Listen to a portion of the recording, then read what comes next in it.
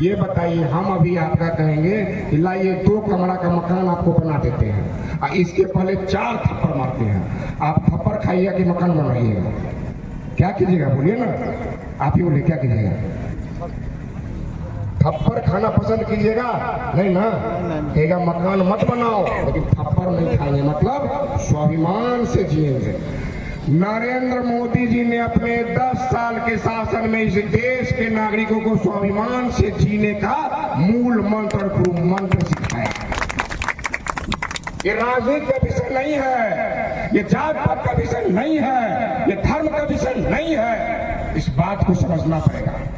अभी नए रंग रूप लोग आएंगे, आपको जात के आधार पे कुछ पढ़ाने का प्रयास करेंगे, उपजाति के आधार पे पढ़ाने का प्रयास करेंगे। पिछड़ा, अति पिछड़ा, दलित, महादलित, अनुसूचित जाति, अनुसूचित जनजाति, अगरा, ये जात वो जात, किसी चीज में नहीं पढ़ना है। स्वाभिमान सुरक्षित रहेगा, देश सुरक्षित रहेगा तो हम सुरक्षित रहेंगे, और हम सुरक्षित रहेंगे तो विकास तो होगा ही। आज नरेंद्र मोदी जी ने कितना विकास किया है इस देश का। आज कुशेला को देखिए ना, कुशेला के गांव को देखिए ना। यही पत्थर टोला संजोग से हमारे मंडल अध्यक्ष जी का घर है। हम युवा मोर्चा के जब साथी थे और जब पत्थर टोला जाते थे तो लगता था सचमुच पत्थर टोला गए, जाना मुश्किल था। और आज पता ही नहीं चलता है कि पत्थर टोला भी कोई जगह है। कल भी संजोग से बोले, परसों भी बात है, बस सड़क छोड़े तो पता चला पत्थर टोला है।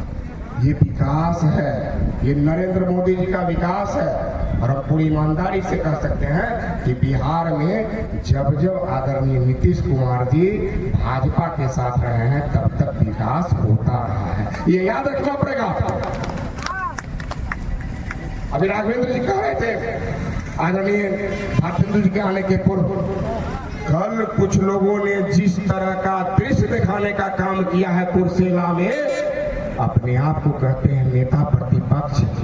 अभी 1.25 महीना पहले उप मुख्यमंत्री थे और उनके सभाओं में जिस तरह से आपराधिक चरित्र के लोगों का टहलना दिखलाई पड़ा, चलना दिखलाई पड़ा, जो अंगड़ाई दिखलाई पड़ा, वह याद आ गया कि 1990 से 2005 का जो बिहार था, 1990 से 2005 का जो कुर्सेला था, जहां पहरान लूट, सामने दुकानें बंद, वह वातावरण बनाने का प्रयास आरजेडी का लोग और महागठबंधन का लोग कर रहा है। युवा मोर्चा जो महिला साथी हैं, आप लोग का कर्तव्य बनता है अपने स्वाभिमान को बचाने के लिए, इस देश की सुरक्षा के लिए फूल छाप के साथ आना पड़ेगा नरेंद्र मोदी जी के साथ। इस बात को हमको समझना पड़ेगा। एक देश का नाम आप लोग सुने होइएगा, रूस सुने हैं, और एक देश का नाम और सुने होगा, यूक्रेन सुने हैं। अभी युद्ध चल रहा है, 1 साल हो गया लगभग युद्ध चलता हुआ। यूक्रेन एक विकसित राष्ट्र है, अब है नहीं, अब था हम बोल सकते हैं। और अभी जो युद्ध चला, विचारधारा के आधार पर युद्ध चला। सबको समझना पड़ेगा, यह देश सनातनी व्यवस्था से चलेगा, यह विश्व सनातनी व्यवस्था से चलेगा। इस बात को समझना पड़ेगा। सनातनी व्यवस्था का अर्थ किसी के प्रति अन्याय नहीं है, किसी के प्रति अधर्म नहीं है। सनातनी व्यवस्था का अर्थ है हम भी सुखी रहें, आप भी सुखी रहिए, हम भी खुश रहें, आप भी खुश रहिए, हमारा भी विकास होगा, आपका भी विकास होगा। हम किसी के प्रति हिंसात्मक कार्रवाई, हिंसात्मक व्यवहार नहीं करेंगे, इसका अर्थ है सनातनी व्यवस्था।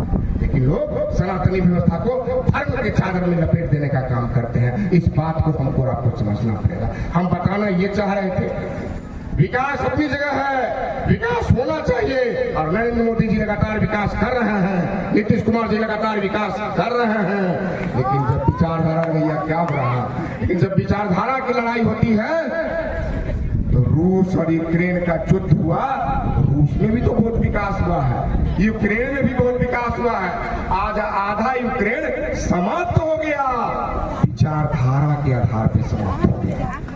अगर नरेंद्र मोदी जी हमारे प्रधानमंत्री, फर्ज कीजिए, सिर्फ कल्पना कीजिए कि अगर नरेंद्र मोदी जी हमारे प्रधानमंत्री नहीं रहेंगे तो हमारे विपक्ष के साथी क्या कहते हैं, और विपक्ष में जो लोग कुछ लोग जानबूझ करके उन्हीं को वोट देने का प्रयास करते हैं, ऐसे लोग कहते हैं कि एक बार नरेंद्र मोदी हट जाए तो भारत में रहने वाले लोग को पता चला देंगे। भारत में कौन रहता है? भारत में हम रहते हैं।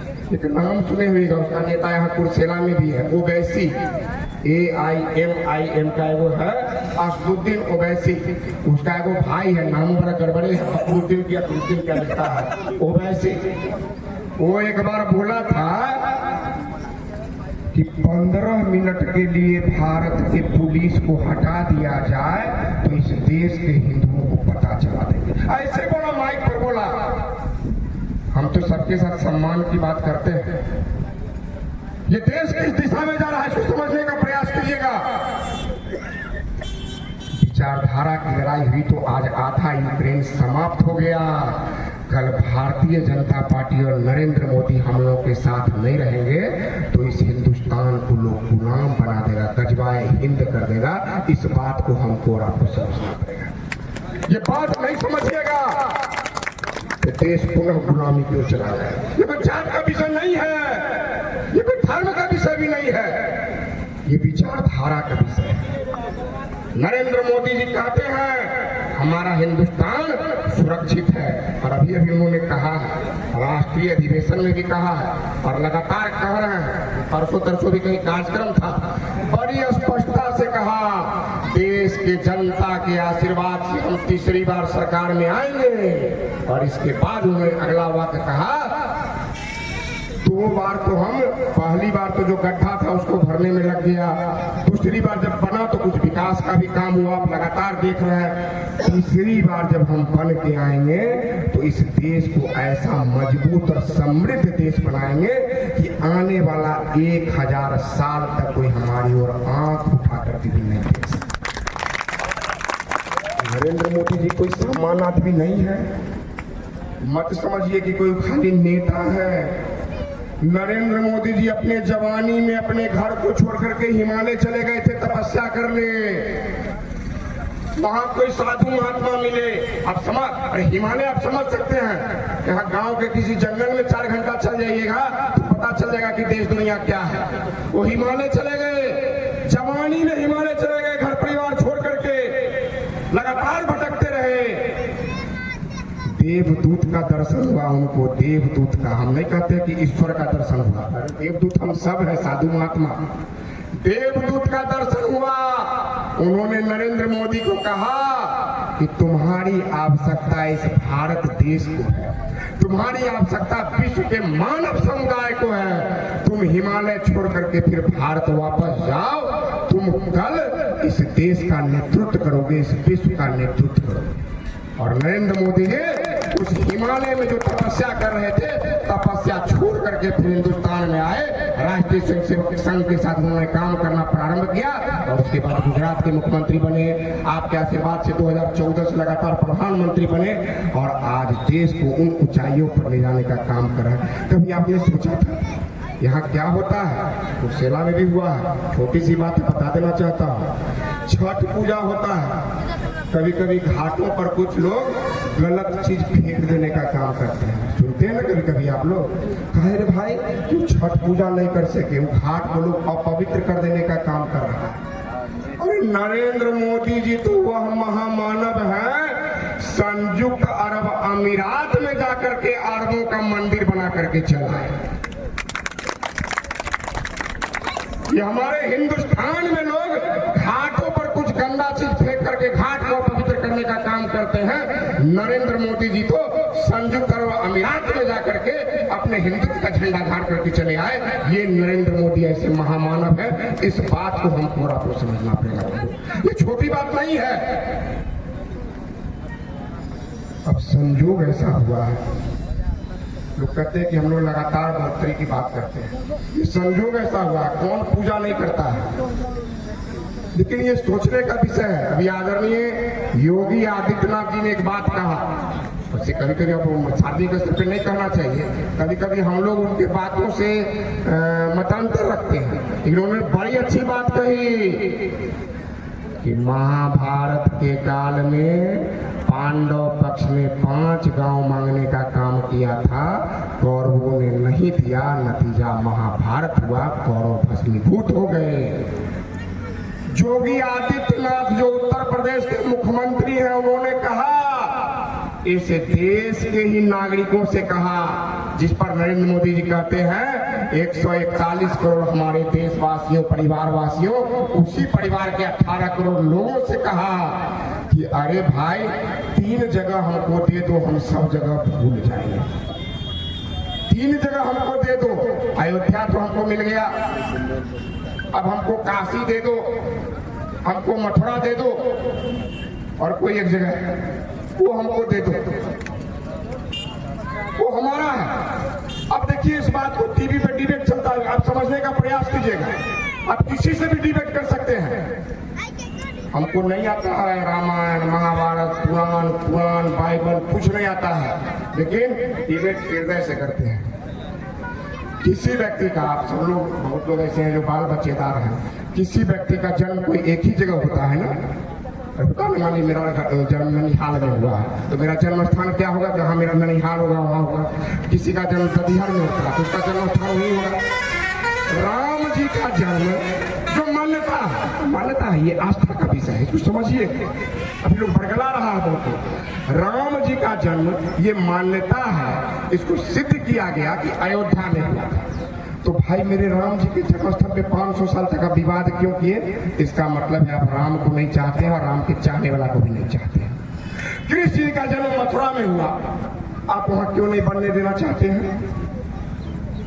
जो हमारा महत्वपूर्ण शिवलिंग है काशी विश्वनाथ, आप वहां पर एक कॉरिडोर को नरेंद्र मोदी जी ने बना दिया, इसके बावजूद अभी ज्ञानवापी का जो बगल में मस्जिद खड़ा है उस पर भी एएसआई का सर्वे हुआ और पता चला कि वहां भी हिंदू देवी देवताओं के चिन्ह मिल रहे हैं। इसका मतलब हुआ कि जिस समय मुगलों का शासन था उस समय उन लोगों ने हमारे मंदिरों को तोड़ करके मस्जिद बनाने का काम किया।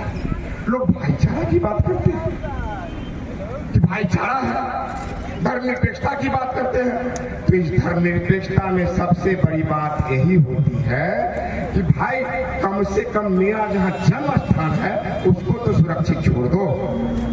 मैंने एक जगह कहा था और मैं इसको कह सकता हूँ, मैंने सार्वजनिक स्तर पर कहा था कि विवाद बढ़ेगा तो विवाद कटिहार से होते हुए हिंदुस्तान से बाहर जाते हुए विवाद मक्का तक जा सकता है, मक्का तक जा सकता है।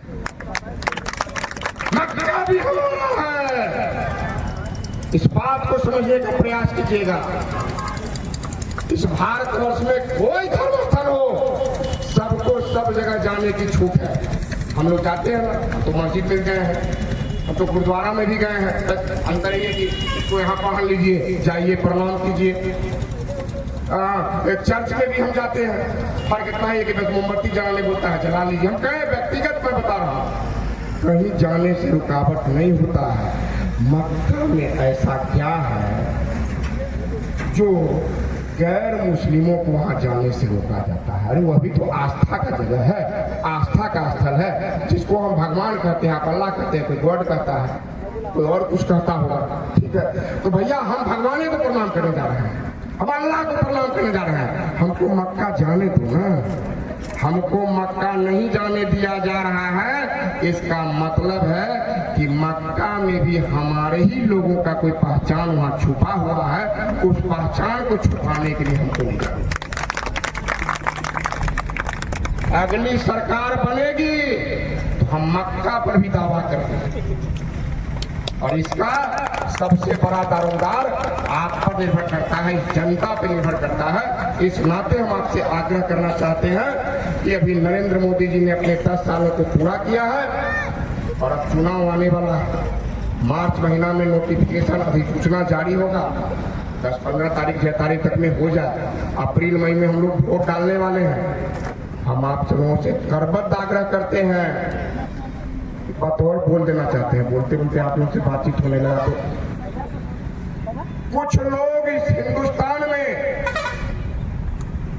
हिंदुओं के लिए बड़ी बड़ी गंदी गंदी गालियां भी दे देते हैं, उनको कुछ नहीं होता है। हमारी एक लड़की, एक बहन, एक बेटी नुपुर शर्मा है, वो बेचारी एक सही बात बोल दी तो उसको लोग ढूंढ रहा है मारने के लिए। हिंदुस्तान में भी हमको सत्य कहने से रोका जा रहा है, तो हिंदुस्तान का लोग आखिर कहां जाएगा, इसको तय कीजिएगा ना। 6% लोग जिसको हम सिख बंधु कहते हैं, सिख तो हम ही हैं, हम ही सिख है जो हिंदू धर्म को बचाने के लिए सिख धर्म स्वीकार किए, सिख धर्म में सिख पंथ को स्वीकार किए। कुछ बरगलाने वाला लोग 6% है तो खालिस्तान मान रहा है, 18% है तो पाकिस्तान मान रहा है। हम 80% है, अगर हम हिंदुस्तान मान रहे हैं तो कुछ गलत कर रहे हैं क्या? 6% को खालिस्तान, 18% को पाकिस्तान, 80% अगर हिंदुस्तान मान रहा है, ये मेरा ही हिंदुस्तान है, तो हम कुछ गलत कर रहे हैं क्या? इस बात को समझना पड़ेगा और इस चुनाव को सिर्फ चुनाव के दृष्टिकोण से देखने की जरूरत नहीं है। राजद वाला आएगा, कांग्रेस वाला आएगा, माले वाला आएगा, कौन महागठबंधन वाला आएगा, विभिन्न तरह का बात आपको समझाएगा, उसमें नहीं पड़ना है। एक अंतिम बात बोल करके बात को समाप्त करते हैं। नरेंद्र मोदी जी ने कहा सबका साथ, सबका विकास, सबका विश्वास और सबका प्रयास। उन्होंने नहीं कहा कि नहीं मुसलमान का साथ नहीं, मुसलमान का विकास नहीं। एक जानकारी ले लीजिए, केंद्र सरकार की जितनी भी योजना चल रही है सबकी सूची अभी कटिहार जिला का हम लोग के पास आया है और हम लोगों ने मंडलों में दिया है, आपको मिल गया है ना? हाँ, सबों को दिया है, हर बूथ वाइज सूची हमने दिया है। और 30% माने 100 में 38 मुसलमान मेरे भाई हैं जिन्होंने नरेंद्र मोदी की योजना का लाभ लेने का काम किया है। नरेंद्र मोदी ने कहा है कि आप मुसलमान आपको लाभ नहीं लेने देंगे। अरे भैया, जब योजना का लाभ ले रहे हैं, विकास में सहभागी बन रहे हैं, तो वोट देने में आपको क्या चला जाता है? तो वोट में आपको धर्म याद आ जाता है, और जब विकास होता है तो अपना स्वार्थ आ जाता है। जब उसको इतना विकास देने के बाद भी वो अपना धर्म नहीं छोड़ रहा है, तो फिर आपको तो 62% योजना का लाभ मिला है, आप अपना धर्म कैसे भूल सकते हैं? इस बात को हम लोग को याद रखना पड़ेगा। बहुत बहुत धन्यवाद। जय हिंद।